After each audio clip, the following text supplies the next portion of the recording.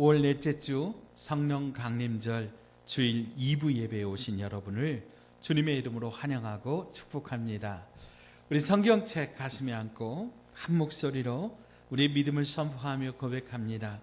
나는 예수님을 구주로 믿습니다. 나는 구원받았습니다. 나는 이 말씀을 믿습니다. 나는 행복합니다. 아멘. 오순절 마가의 다락방에 임하셨던 그 주님의 성령께서 오늘도 예수님을 구주로 믿고 오늘도 이 말씀대로 살기를 다짐하는 여러분 모두에게 영혼, 육의 모든 문제가 해결되고 기쁨이 회복되고 은혜가 회복되고 사랑이 회복되게 하시기를 주님의 이름으로 축원합니다. 축원합니다. 축원합니다. 우리 앞뒤 좌우 믿음의 가족들과 서로 축복하며 인사하겠습니다. 하나님이 당신을 사랑하십니다. 아멘. 아멘. 예, 고맙습니다. 감사합니다.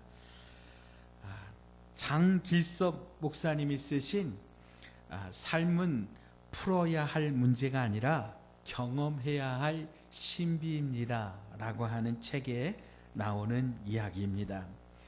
애벌레에게는 길에 늘어선 모든 것이 다 문제입니다. 앞에 있는 돌덩이도 문제고 냇가도 문제고 막대기도 문제입니다. 하지만 애벌레가 변하여 나비가 되면 이 모든 것들은 날아가며 편안하게 둘러볼 구경거리일 뿐입니다. 나비가 날 수 있는 능력을 얻었기 때문입니다. 우리가 성령으로 거듭나고 나면 우리는 성령의 능력을 덧입게 됩니다. 그래서 우리 힘으로는 결코 넘어설 수 없는 인생의 장애물들을 쉽게 넘어서게 됩니다. 오늘은 교회력으로 성령 강림주일입니다. 주님께서 약속하신 보혜사 성령님께서 강림하신 날이 구약의 오순절이었기 때문에 오순절 성령 강림 주일이라고 부릅니다. 오순절 날 성령 강림하신 사건은 예수님이 성육신 하신 사건 다음으로 우리들에게 큰 은혜와 축복이 되는 사건입니다. 이것은 이미 오래전에 구약의 성경 말씀, 특별히 요엘 선지자를 통해서 우리 가운데 약속하신 사건입니다. 그러면 요엘 선지자를 통해서 주신 이 하나님의 약속은 무엇입니까? 첫째로 성령을 부어주시겠다라고 하는 말씀입니다. 사도행전 2장 16절로 17절 말씀을 우리 함께 읽겠습니다. 사도행전 2장 16절 17절 말씀 함께 읽습니다. 이는 곧 선지자 요엘을 통하여 말씀하신 것이니 일렀으되 하나님이 말씀하시기를 말세에 내가 내 영을 모든 육체에 부어주리니 너희의 자녀들은 예언할 것이요 너희의 젊은이들은 환상을 보고 너희의 늙은이들은 꿈을 꾸리라. 아멘. 오순절날 임하신 성령 하나님은 부어주시는 성령 하나님이셨습니다. 어릴 적에 이제 집안일을 거들고 무더위에 매우 참 힘들어하던 때에 어머님께서 이 우물가에 딱 저를 엎드리라고 한 다음에 그 깊은 우물못 속에서 두레박으로 물을 탁 길어요. 그 다음에는 그냥 제 몸 위로 등 위로 확 쏟아붓거든요. 그러면 머리끝부터 발끝까지 전해오는 그 시원한 짜릿함에 정말 몸서리 쳐졌던 그런 기억이 있습니다. 오순절날 임하신 성령 하나님은 이렇게 부어주시는 성령 하나님이셨습니다.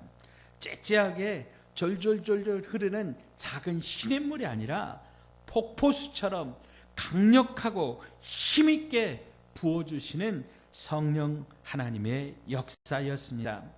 그러면 이 성령 강림이 어떻게 일어났습니까?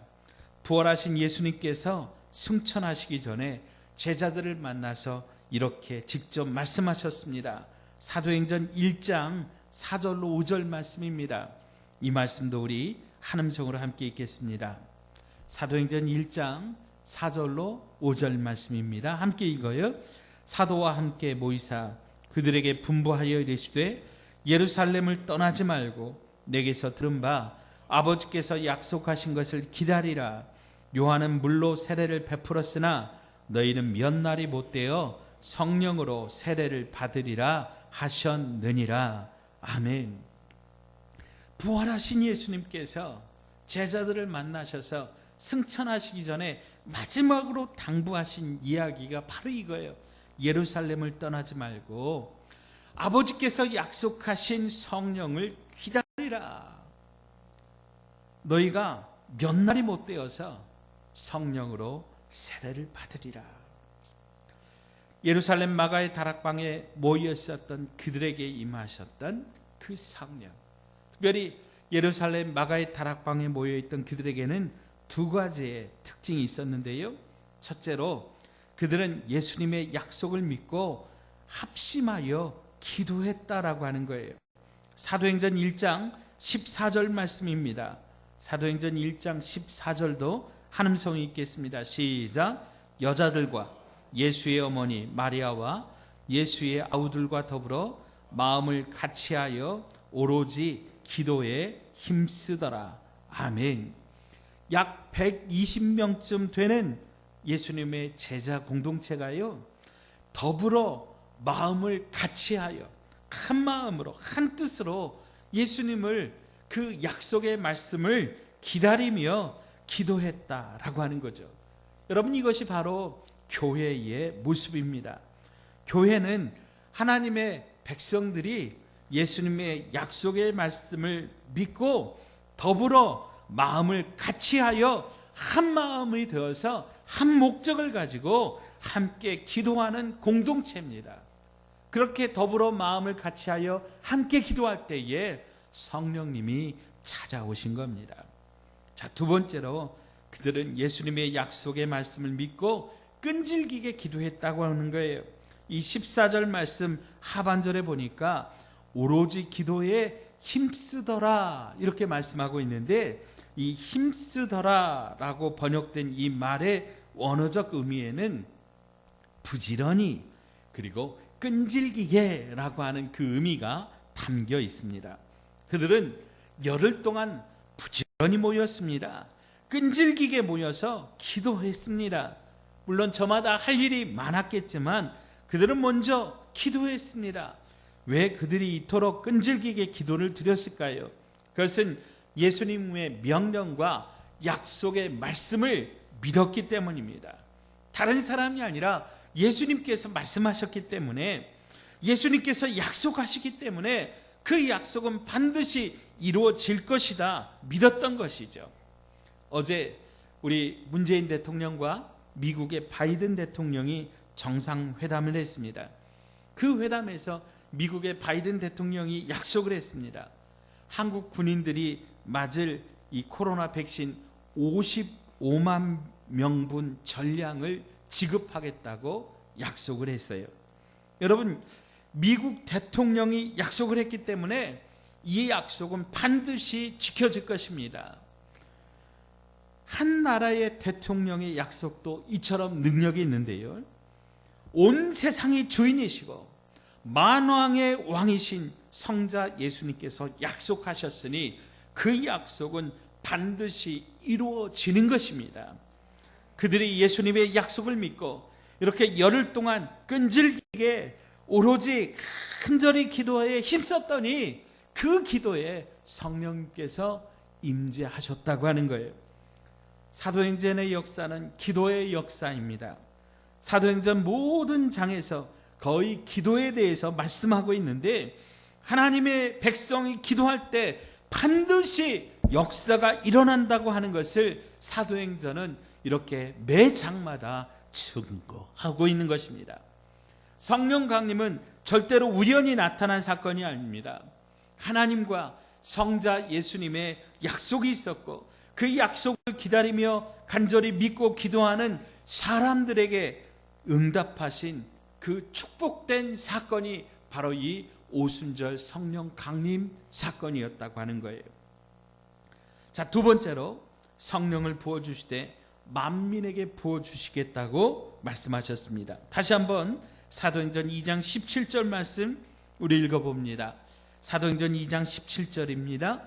하나님이 말씀하시기를 말세에 내가 내 영을 모든 육체에 부어주리니 너희의 자녀들은 예언할 것이요 너희의 젊은이들은 환상을 보고 너희의 늙은이들은 꿈을 꾸리라. 아멘. 말세에 내가 내 영을 누구에게? 모든 육체에게. 아멘. 하나님은 하나님의 영을 모든 육체에게 부어주시겠다고 이렇게 요엘 선지자를 통하여 말씀하셨지만은 사실 예수님의 제자들조차도 이것을 이해하지를 못했어요. 아니 믿지를 못했어요. 예수님의 제자 베드로도요. 오직 성령 하나님은 유대인들에게만 임하는 줄 알았어요. 예수님은 유대인들에게만 오신 줄 알았어요. 그런데 고넬료에게 또 그 친구들에게 하나님께서 역사하시고 성령께서 임재하시는 것을 보고 그가 이방인들도 성령 하나님을 영접하는 줄 눈으로 목도한 다음에야 비로소 깨닫게 된 겁니다.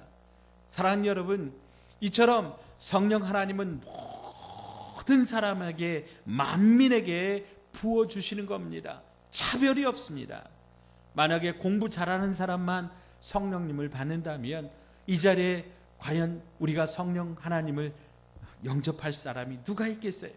잘생긴 사람, 어떤 그런 기준, 그런 구별, 뭐 돈 많은 사람, 혹은 뭐 남자나 혹은 여자나 혹은 백인이나 흑인이나 황인이나 이렇게 어떤 인종이나 차별, 구별이 없이 성령 하나님은 모든 만민에게 남녀 노소를 가리지 않고 병든 자나 또 몸이 약한 자나 또 건강한 자나 아무것도 가리지 않고 오직 주 예수 그리스도의 약속을 믿고 간절히 기다리는 모든 사람에게 불의 혀같이 임하는 것 여러분 믿으시기를 바랍니다.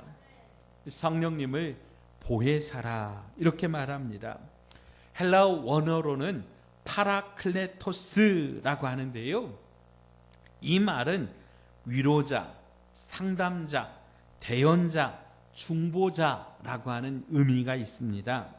슬프고 외로울 때, 답답하고 어려울 때, 어떤 참으로 힘든 사건이나 불행한 일이나 참으로 우리가 감당할 수 없는 어려운 일들을 만날 때 그것을 해결할 수 있도록 도와주시는 분이 바로 이 파라클레토스, 보혜사 성령 하나님이라고 하는 거죠.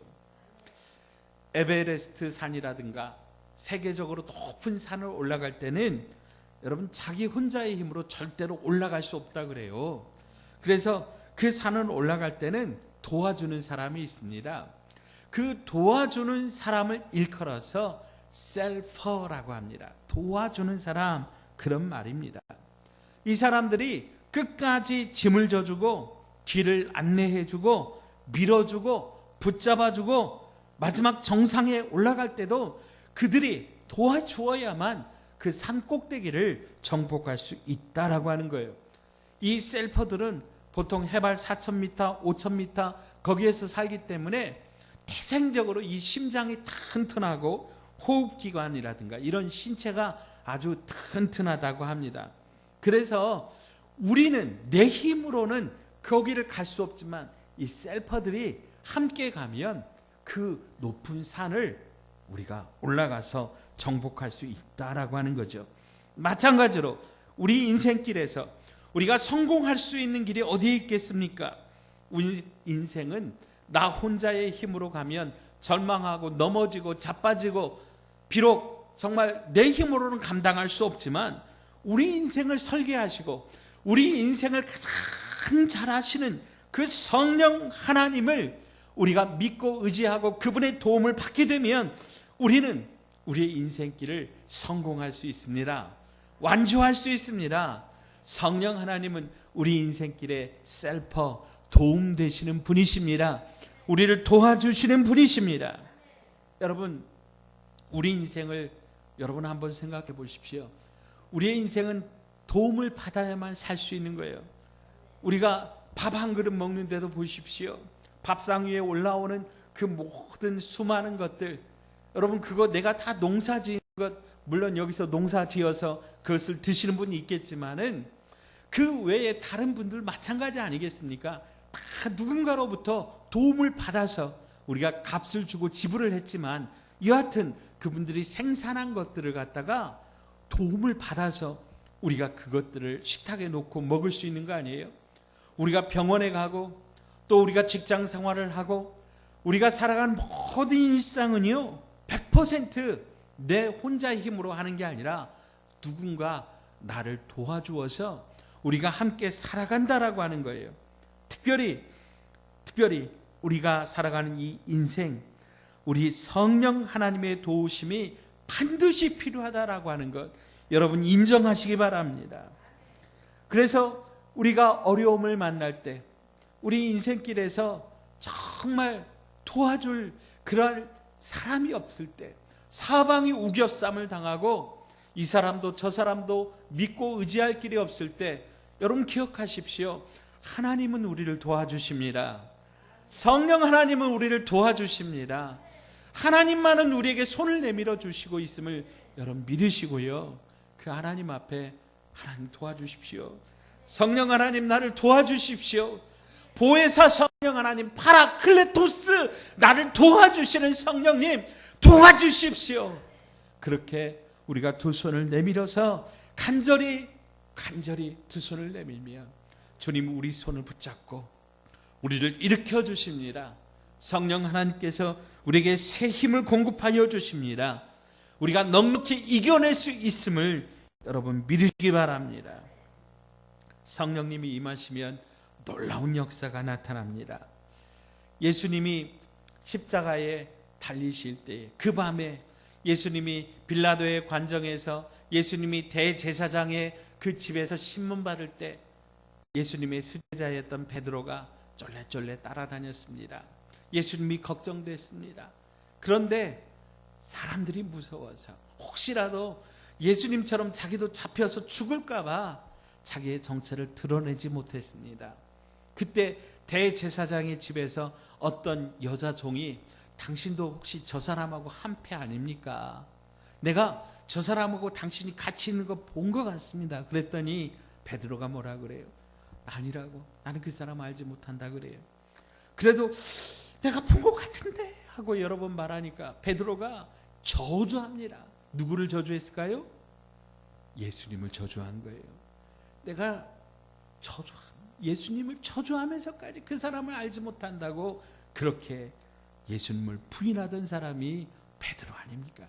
근데 베드로가요 성령 받은 다음에 산헤드린 의회, 이 산헤드린 공의회가 어떤 곳이냐면 예수님을 십자가에 못 박아 죽이기로 결정한 이스라엘의 최대의 사법기관입니다. 오늘날로 말하자면 국회의사당 같은 그런 곳이에요. 그곳에 이 베드로와 요한이 딱 서게 되어서 거기서 뭐라고 결정을 하냐면 베드로와 요한에게 예수님의 이름을 말하지 말라고, 예수님의 이름을 증거하지 말라고 그렇게 협박을 하는 거예요. 그때 베드로가 뭐라고 말합니까? 하나님 앞에서 너희의 말을 듣는 것이 하나님의 말씀을 듣는 것보다 옳은가 너희가 판단하라. 우리는 보고 들은 것을 말하지 아니할 수 없다. 아멘. 베드로가 이처럼 당당하게 된 이유가 무엇입니까? 성령 받았기 때문입니다. 성령님을 받으니까 무서워서 두려워서 벌벌 떨던 베드로가요 이렇게 죽음을 각오하고 주의 복음을 전하는 놀라운 능력의 사도가 된 겁니다. 그 베드로의 손에서 애니아라는 중풍병자도 고침을 받고 죽었던 도르가도 살아나고 그가 말할 때 하루에 3,000명, 5,000명이 회개하고 주님께 돌아오는 놀라운 역사가 일어나게 된 겁니다. 예수 믿는 사람들을 핍박하고 잡아 죽이려고 하던 사울이라고 하는 청년이 있었어요. 특별히 초대교회 공동체에 스데반 집사님을 못 박아 죽일 때, 그 스데반 집사님을 돌로 쳐서 죽일 때 가장 앞장섰던 사람이 바로 이 사울이라고 하는 청년이에요. 근데 그가 다메섹으로 가던 길에 다메섹에 있는 예수 믿는 성도들을 죽이려고 다메섹까지 가다가 거기서 주님을 만납니다. 거기서 바울로 변하는 놀라운 은혜를 그가 받게 됩니다. 그리고 그가 이제 로마가 기독교 국가가 되는데 아주 엄청난 역할을 감당하게 됩니다. 신약 성경에 정말 많은 부분들이 바로 이 사도 바울의 복음을 전하는 그 일대기를 담고 있는 건 아니겠습니까? 성령을 받기 전에는 그가 예수님을 전하는 사람들을 잡아 죽이던, 예수님을 믿는 사람들을 죽이던 사람이었는데 성령 충만을 받고 난 다음에 그가 예수님을 전하는 복음의 증인이 된 것입니다. 자, 그러면 우리가 성령 강림으로 인하여 받게 되는 축복은 무엇입니까? 첫째로 우리의 입술이 변화됩니다. 오늘 우리가 함께 읽은 본문 4절 말씀입니다. 오늘 4절 말씀 함께 읽겠습니다. 그들이 다 성령의 충만함을 받고 성령이 말하게 하심을 따라 다른 언어들로 말하기를 시작하니라. 아멘. 그전에는 사람의 입이었어요. 그래서 원망하고 불평하고 저주하고 또 화를 내는 그런 입이었는데 그들의 입이 성령 충만을 받고 나니까 그들의 입이 바뀌었다고 하는 거예요. 배우지 않았던 그 각 지방 언어들이 그들의 입에서 나오기를 시작해요. 그들의 입으로 하나님을 찬양하고 하나님이 하신 크신 일을 증거하는 복된 축복의 입술이 되었다고 하는 거예요. 사랑하는 여러분, 성령 충만받아 오늘 저와 여러분의 입술도 변화되기를 주님의 이름으로 축원드립니다. 자, 두 번째로 교회가 시작되고 부흥되었습니다. 오순절 성령 강림 사건은 바로 교회의 생일이라고 말할 수 있습니다. 성령 강림하심으로 예루살렘 초대교회가 탄생하게 되었습니다. 요즘 교회를 개척하기가 참 어렵다 그래요. 자, 그런데 초대교회는 오순절 성령 강림 사건 후에 베드로의 설교를 듣고 단번에 3,000명, 5,000명이 회개하는 놀라운 부흥의 역사가 일어나게 되었습니다. 교회는 성령님과 함께 시작되었습니다. 그러므로 교회는 항상 성령님이 역사하실 때 살아 움직이는 교회가 되는 거예요. 이 땅에 교회가 있다고 하는 것, 이것이 얼마나 큰 축복인지 몰라요. 교회는 그리스도의 몸입니다. 주님은 자기의 몸된 교회를 사랑하십니다. 그래서 교회를 통해서 축복을 주십니다. 교회를 통해서 은혜를 베풀어 주십니다. 교회를 통해서 구원을 받게 하십니다. 그러므로 사랑하는 여러분, 우리가 성령 충만하면 우리 교회는 저절로 부흥하게 되는 겁니다. 그러므로 사랑하는 여러분, 우리가 힘써야 될 것은 내가 성령 충만 받기를 원하는 것입니다. 성령 충만하기를 간절히 사모함으로 뜨겁게 기도하면 부흥은 저절로 되는 거예요. 하나님의 교회는 저절로 일어나는 거예요. 자, 세 번째로 능력 있는 그리스도의 증인이 됩니다. 앞에서 말씀드린 것처럼 성령 받기 이전에 베드로는요, 얼마나 두려움에 사로잡혔는지 몰라요. 얼마나 무서웠는지 몰라요. 그래서 누가 자기를 예수님 믿는 사람이라고 할까봐 두려워했어요. 무서워했어요. 그런데 성령 받은 다음에 베드로는 당당해졌어요. 내가 죽으면 죽으리라. 내가 죽으면 예수가 살고 내가 살면 예수님 때문에 산다라고 하는, 사나 죽으나 나는 주님의 것이라고 하는 이 주님의 복음을 가지고 살게 되었다고 하는 거죠. 화력발전이라고 하는 거, 여러분 대단히 놀라운 그런 일인 줄 알았더니 그 원리는 참 간단하더라고요. 석탄으로 막 불을 떼면은 이 물이 막 끓어요. 그러면 거기서 이 물이 증기가 되어가지고 막 터빈을 이렇게 돌리게 되는 거예요. 그 터빈을 돌리면 그 힘으로 전기가 발생하게 되는 것이죠. 원자력 발전도 마찬가지입니다. 작은 원자들이 부딪혀서 거기에서 이제 스파크가 발생하고 폭발력이 발생해서 그것들이 힘을 내게 되는 것이죠. 우리 인간은 겉으로 보기에는 참 아무것도 없는, 볼품없는, 결국 우리의 원소들로 보면 흙덩어리에 불과합니다. 아무것도 아닙니다. 우리는 한계가 있고 우리는 병에 걸리면 골골골골 할 수밖에 없는 육체지만은 하나님의 영이, 성령이 우리 가운데 역사하시면 우리의 육체에서, 우리의 인생에서 능력이 나타나는 거예요. 모세는 우리와 똑같은 사람이었지만 하나님의 능력이 그에게 임하니까 이스라엘 백성들을 그 광야길에서 인도하는 놀라운 리더십을 발휘하게 되었습니다. 엘리야는 우리와 똑같은 사람인데 하나님의 능력이 함께하니까 그가 비 오기를 기도했더니 3년 반 동안 막혀서 가뭄이 들었던 그 하늘에서 하늘의 문이 열리고 가뭄의 단비가 쏟아지기 시작했다라고 하는 거예요. 성령의 능력이 사도 바울과 함께할 때 로마가 복음화되는 놀라운 기적의 역사가 나타나게 되었습니다. 성령님의 능력이 다니엘과 함께하니까 다니엘이 사자굴 속에 들어갔는데 사자들의 입이 막혀 사자 속에서도, 그 사자굴 속에서도 다니엘이 살아나게 되었습니다. 사랑하는 여러분, 하나님께서 약속하신 성령님 오순절에 이미 강림하셔서 우리 가운데 계시고 지금도 더욱더 충만하게 우리 가운데 역사하시기를 원하십니다. 사랑하는 여러분, 여러분은 지금 성령으로 충만한 삶을 살고 계십니까?